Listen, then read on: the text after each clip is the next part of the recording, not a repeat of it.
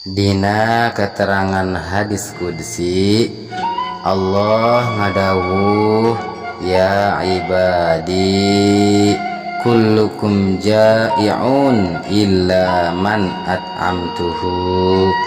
Hei hamba-hamba kaula, kullukum aranjeun sadaya dalam keayaan lapar, saenyana aranjeun sadaya lapar, illa man at'amtuhu, kacuali jalma-jalma anu ku kaula dibere kadaharan. Fastat'imuni, sok marenta kabeh aranjeun marenta kadaharan aranjeun kabeh ka kaula, cek Gusti Allah, at'imkum, maka kaula bakal mere kadaharan ka aranjeun kabeh, cek Allah itu. Senyana sakabeh kadaharan urang, sakabeh inuman urang eta nang Allah, eta ti Gusti Allah.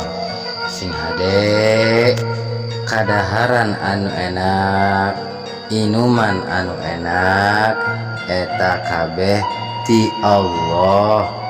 Ulah ngarasa eta teh nang urang, sabab loba jalma anu kasadiakeun kadaharan enak, inuman enak, cuma teu bisa dikonsumsi, teu meunang dikonsumsi ku anjeunna.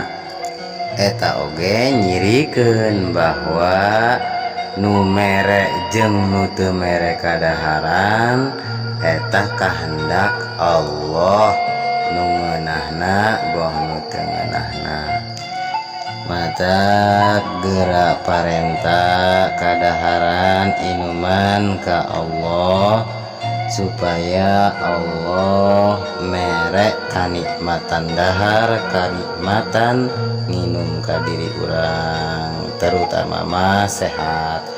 Sabab ku sehat mah dahar naon bae ge eta sok ngarasa enak, sok ngarasa ngeunah.